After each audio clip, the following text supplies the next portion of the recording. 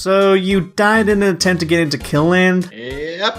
Only to be blacklisted from Kill Land? I know, right? Like, God, how could they reject me? Me, of all people. Honestly, I'm just as surprised as you are. Then you came back to life, and then Atlantis no less? Sure did. You then swam your way out of Atlantis to land near shore. I suppose, if you want to put it like that. And now you're trying to use pirate gold you got along the way to pay for a stay at a motel. Use discriminating against my pirate gold. Don't get me wrong, we'll take it. We just question why you couldn't convert it ahead of time. I'll consider it next time I need a hotel room ASAP. Now give me the key. Okay, fine, here you go. Filthy Canadian. I heard that! Good! Seriously, the fuck is a Kill Land? Let's get down to business to defeat the Hun.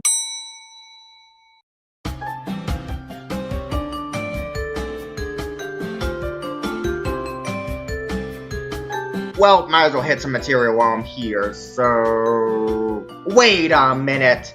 I'm doing a commentary in an elevator while a fellow commentator, Annabeth Wright, starred one of her commentaries in an elevator, so according to our Lord and Savior, Mr. Awesome of Mario 360, I'm plagiarizing her. Whoa yeah, baby! Still got it after all these years!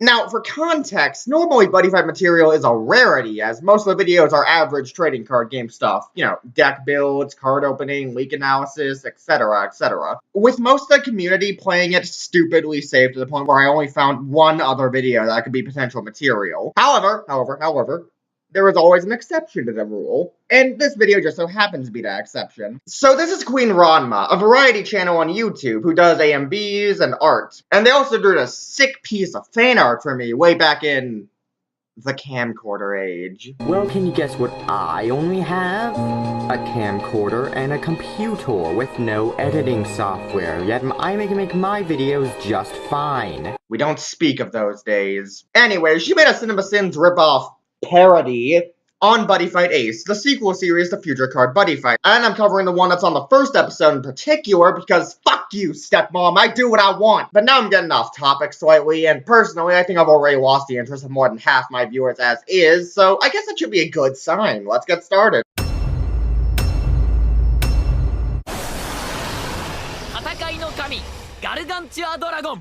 Gaito's kid.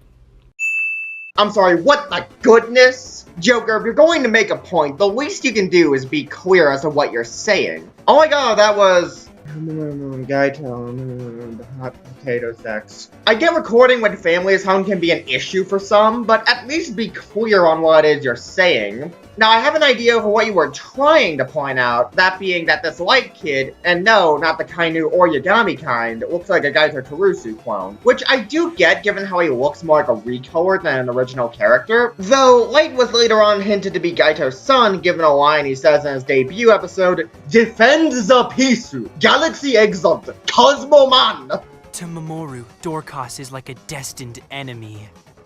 Ugh. What's wrong? Oh, nothing. I just hate the word destiny.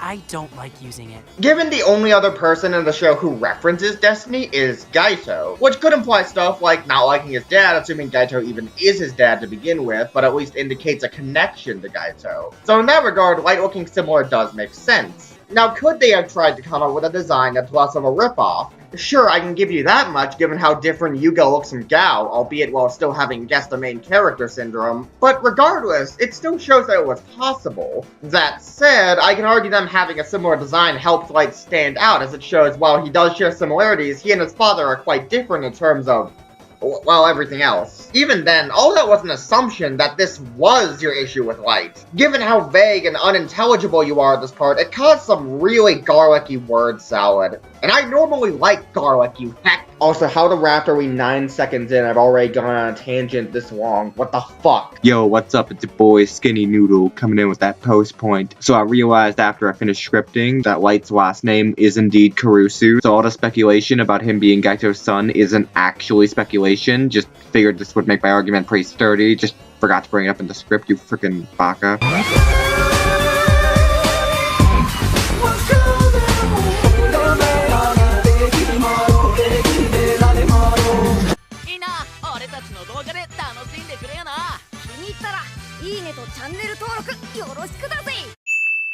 Shut up, Ranma. Now is not the time to debut my new outro. Maybe later. With some slight ear rape.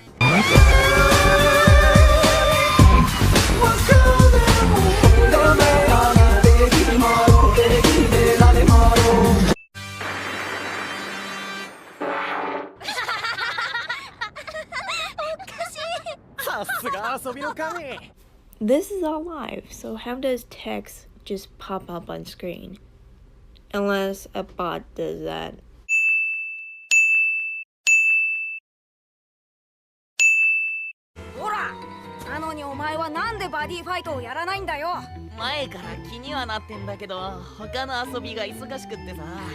That is so me. Wow, Bushy Road, your show is so relatable. I have a sin for being relatable. Alright, so let's tackle a recurring issue with this video. That being how throughout this video, Ranma makes sins that don't have much, if any, elaboration on why what she points out are issues. Now, if it were stuff like, hey, the sky isn't blue during the day, and there are no clouds obscuring the sky, what the fuck? Then yeah, I could let it slide, but when it's claiming the show is bad because it's relatable, then yeah, some elaboration would be needed. Now, if this was a joke, then don't get me wrong, I'm not saying you can't make jokes, but if you're going to, either have a point behind it, like what I just did, or just don't label it as a sin and move on, given how unless you really hate yourself, like normies, Silver Keyblade, then the point behind your joke doesn't really make any sense, given how being relatable isn't inherently seen as a bad thing.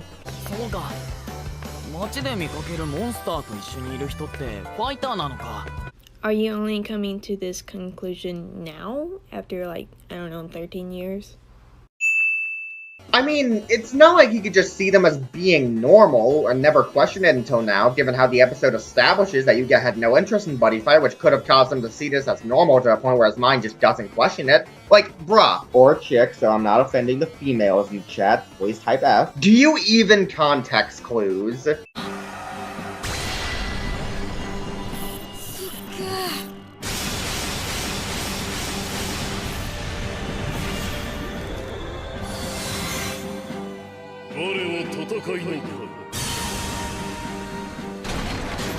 Some kind of grand entrance?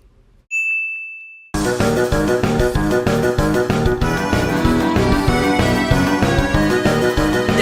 you, Reggie! Damn you and your Burger King chicken fries! Okay, you know what? How about I just start skipping every time the issue is just they don't explain their issue with the clip they played. We Gucci, we Gucci.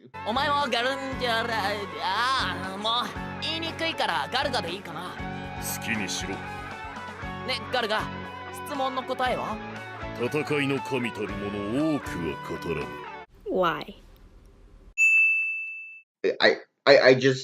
He just explained why. That being that as a warrior or a deity of combat, he doesn't talk often, which you even play. You reckon. Floating cars. But don't you know, Ranma? We need to establish that this is the future. And yet we still don't have hoverboards yet. Glad to see Bushiroad is continually helping the general populace spin in the face of Back to the Future Part 2. Also, you could have pointed out how Tasuku's buddy gift lets him fly, which makes the flying car a bit redundant, but hey, let's just spend most of the time making observations that don't really come off as issues worth pointing out. Like, sure, I'm aware Cinema Sins is about nitpicking, but there's a difference between pointing out issues and going after stuff that doesn't affect the episode in any conceivable manner. Your sword? As in Gargantua Punisher belongs to you? Congratulations, Ranma! You learned how to pick up on context clues. Only took you fucking 5 interjections, you piece of shit. Your reward is a lifetime supply of lemonade tea, brought to you by Mr. Hippo from the Bendy and the Ink Machine series. In the opening, we see what looks like another particle if that's what you want to call it. But we also have a tiny little camera that can just spectate the Buddyfights. Why can't we just use the camera instead of some human commentating? Okay, so I can see you weren't actually paying attention to the point of the announcer, given how they're there to give the viewers the perspective of the audience and to tell them how the fight is going and how to feel about it. While with the cameras, there isn't as much that can be done compared to having a spectator. Now, am I saying it's impossible to replicate that effect with these cameras? No, since I'm sure if you tried hard enough, I imagine there could be a workaround. But if there is, you sure as heck don't elaborate on what this potential workaround would be. Now, personally speaking, I'd argue that having both the announcer and cameras work in tandem rather than with one or the other would work in the show's favor. Given that since this is still a card game anime, the cameras could show a view from the monitor with the card used and its effects to help the audience follow along who don't play the main game. I'm gonna have the announcer explain its effects briefly for people who are blind, as that could be a better reason for why Bushi would use both rather than focus on one. Not saying to actually do this, as I feel like it's a missed opportunity that's only somewhat done in Buddyfight Triple D, but my point is that telling Bushi to use one or the other feels like restrictive advice. Also nitpicky again, but why point out the Paruko-like character in the OP could be the commentator of the matches throughout the story, when it's flat out shown in the episode during Yuga's buddy fight against Tasuku? まずは先行の僕からドローとチャージ&ドローするよ。ドローとチャージ&ドロー？ちなみに前は先行の1ターン目はドローできなかったんだけど、最近になってルールが変わったんだぜ。Yes, because Bushiro made it so that the game would be easier for kids. See, Ranma, the character, not the target, you gave a good explanation. Now have a sin for giving an explanation I agree with. You see where this is going, right? I can't be the only one. Totally aces. Is that what the new generation is saying nowadays? Goddamn, doing this commentary is making me feel like a grandma with all this hip slang the cool kids clubbers are using nowadays, like totally aces, Gucci, and wishing for wealth, fame, and hella bitches. What, do you think I'm joking about that last one?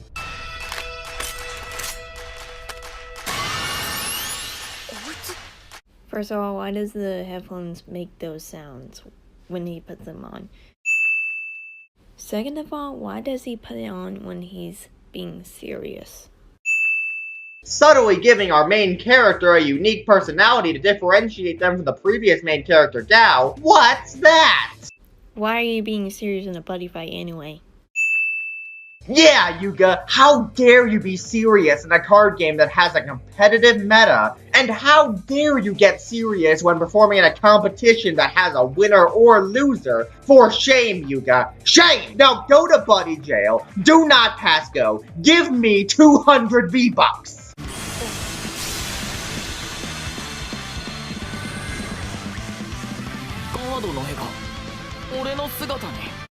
I don't understand that either. Why does a card change pictures depending on who it's been given to? And why now does it change? Oh wow, this is an almost valid point. Were it not for the fact that you cut out context. The young one possesses keen intuition that lets him determine the right moment to strike, the mental strength to withstand an onslaught, and the luck to draw the card he needs. I'm now certain Yuga Mikado is worthy of being my buddy.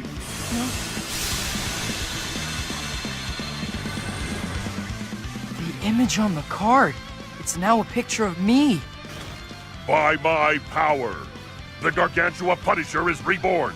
Its name is now the Deity Gargantua Punisher. Since it's shown that Garga did this as a sign of accepting Yuga as his buddy, and even then, this isn't even the first instance of a card's image changing. Hell, this isn't even the first instance of Gargantua Punisher changing, since there are multiple times in the original series when Gargantua Punisher's image changed. Like, as examples, when Tsuku gave it to Gaen in Season 1, when it evolved into Roaring Slash Gargantua Punisher because Gary's stew powers,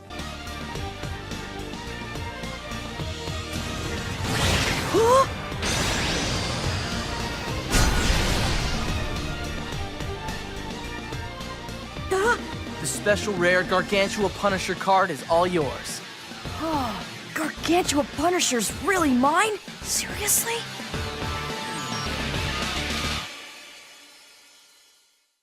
and when it changed back to default Gargantua Punisher when Gao gave it back to Tsuku at the end of Season 1. Then take this. You never know when you might need it. Take it from me, dragons are unpredictable. Thank you. And that's not even going to the multiple Star Dragon World forms you get in Season 2 and onward. Now, you could be trying to say that's weird that the image didn't change from Gao to Yuga when he obtained the card at the beginning of the episode. However, if that was your point as stated before, being clear about your point is not exactly your forte in this video. And after that, I couldn't care less to cover the rest of the video and would just be repeating myself. We're calling it quits here. Honestly, this video just came off like most CinemaSins parodies with a combination of first video, Igma. And for all I know, Ranma does fix these issues later on in her career. I think it's safe to skip final thoughts this time around since I don't have much else to say. So I might just call it a wrap here. Oh my fucking god. How long is this elevator moving for? Hey, Sawdust! What? You've been standing in that elevator for the last 10 minutes talking about a shitty anime. Okay, thanks for letting me go. Gotta go. Bye! God, why can't that kid watch a good anime? Like Berserk 2018. Alright then, I'm finally in a safe haven. I found out that commentating in public isn't the best idea, and I found a use for the pirate gold. After this great a day, I'm sure nothing could possibly go wrong. Sarah, get into the bunker. Whoa, Scott, calm down. Whatever's going on, it can't be that bad. The hotel is being invaded by cows. Oh fuck, not this shit again! Sarah, away! Hey, at least wait for me, you coward!